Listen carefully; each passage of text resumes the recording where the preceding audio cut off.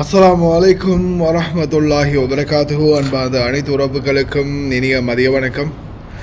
இன்றைய நாள் ஃபுல்லாகவே கொஞ்சம் வேலை ஓட்டம் கூட, அதனால் வீடியோன்னு சரி போட முடியலை. ஆனால் முக்கியமான தகவல் என்ன பார்த்திங்கன்னா, குவைத்துடைய விமான சேவை, அதாவது ஒரு விமானத்துக்கு தான் இப்போதைக்கு வாய்ப்பு கொடுக்க போகிறாங்க.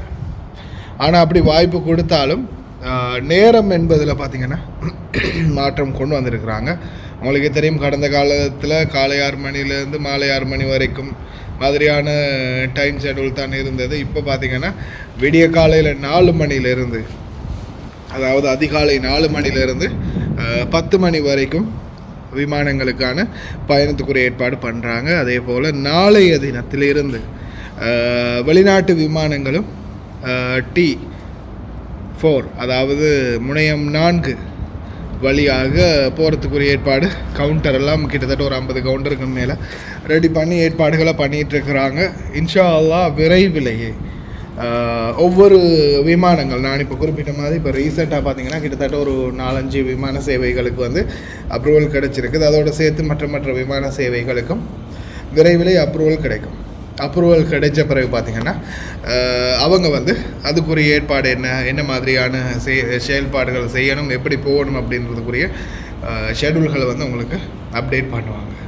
அது வரைக்கும் கொஞ்சம் பொறுமையாக இருக்கணும். அதே போல் பர்சனலாக, அதாவது குவைத்திகள் வீட்டில் டிக்கெட் போட்டு கொடுக்குறாங்க, உங்களுடைய பாபா மாமா உங்களுக்கு டிக்கெட் போட்டு கொடுக்குறாங்கன்னா நீங்கள் இதை பற்றி பெருசாக சிந்திக்க தேவையில்ல. அவங்க எதில் போட்டு கொடுக்குறாங்களோ அதில் நம்மளுக்கு போக வேண்டியது மட்டும்தான் இருக்குது. ஆனால் பர்சனலாக சொந்த காசில் நீங்கள் டிக்கெட் போடுறீங்களா இருந்தால் கொஞ்சம் வெயிட் பண்ணுங்கள். இந்த நாட்களில் அவசரப்படாதீங்க, கொஞ்சம் பொறுமையாக இருந்து டிக்கெட் போட பாருங்கள். ஏன்னா இப்போதைய சூழல் டிக்கெட் விலைகளில் சின்ன மாற்றங்கள் வருது, ஆனால் பெரிய அளவில், அதாவது கிட்டத்தட்ட ஒரு 200க்கும் குறையணும் அப்படின்றது தான் டார்கெட். அதே போல் 200 என்ன 100 குறைஞ்சாலும் சந்தோஷம் தான்.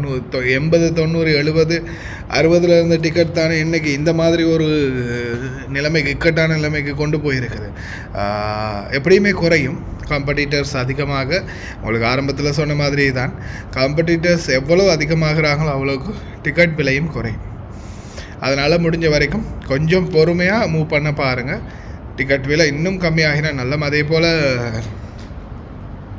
முக்கியமான விடயம் என்னென்னா T1 எந்த அளவுக்கு வேகமாக அதை ஓப்பன் பண்ணணுமோ அவ்வளோக்கு நல்லது.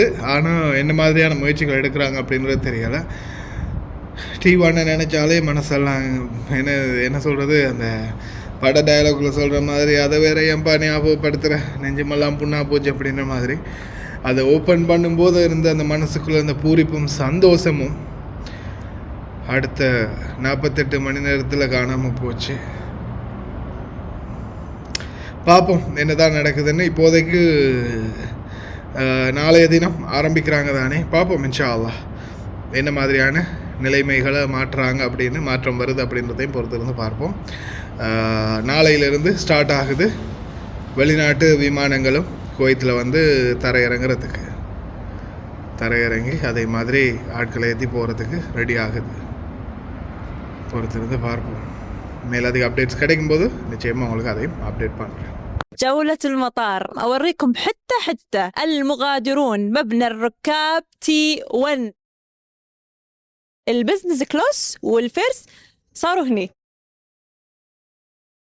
حلو، غيرين تماما، حلو اختيارهم للألوان، وايد حلو. أول ما ندخل من بوابة المغادرون، تذكرون إنه كان في جامات، كل الجام انشال. قبل كان مثل في بوكس، وصار المطار مفتوح على بعضه. الواجهات المطار بالكامل تغيرت. شوفوا الشاشة اللي فوق ما كانت موجودة وحطوها. المطار بالكامل تحسه صار شرح. الكاونترات اللي وراي قاعدوا تشوفون عليها كلهم مكتوب عليهم الكويتية، وين القطرية وين الإماراتية موجودين. كل شاشة مكتوب عليها أي طيران. راح أوديكم مكان سري يقول اسمه حكومة مول. هذا ما كان موجود، عبارة عن وجود العدل والكهرباء والمرور 4 بس عشان لا نزعل أحد. تنفيذ أحكام تنساه، وجنائي وشنو ومدني. أنا ما أعرف شنو جمع كشك كلهم شالوهم، ومن ضمنهم منو أمل الكويت، عيال عمي كلهم صاروا ورا. مكان نقوة كريبو المطار عندنا علاقة فيه، علاقة كبيرة. راح مكان ستاربكس اللي فوق، التغريد كله إعلانات، بس مطارنا يستاهل. السلالم الكهربائية لحين ما تبدلت، سكروا واحد وخلوا هذا موجود على أساس الناس تستخدمه، بعد ما يخلصون الأول يسكرون هذا ويعدلونه. يلا ننزل الحين نشوف شنو القادمون. أول ملاحظة تحت إنه يجمعوا شركات الاتصالات بمكان واحد، مثل ما قاعد تشوفون وراي عند بوابة القادمون. كان في محلات صغيرة على سبيل المثال مال الورد مثلا، كل شيء انشال على أساس إنه شنو يعطي مساحة. يجمعوا مكاتب الصرافة مع بعض تحت راح يكونون، وهم في فوق لوحة سيارتك تدخلك ولوحة سيارتك تطلعك، يعني باي شنو كرت ما نبي، دخول صار إلكتروني. شفتي الإجراءات اللي تطورت، شفتي الساعات المكانية اللي صارت زيادة، شفتي التطوير اللي صار على جميع الكاونترات، في تطبيق جميع الإجراءات اللي موجودة، مراعاة جميع الاستحقاقات الأمنية والإجرائية والتشغيلية. الأمور هذه كلها ما أتت من فراغ، أتت من استحقاقات كانوا هيئة الإدارة العامة للطيران المدني برئاسة رئيس الهيئة في متابعة مباشرة لجميع إجراءات العمل والتطوير اللي موجودة في مبنى ركاب واحد. وقرت عيننا، مطارنا رجع.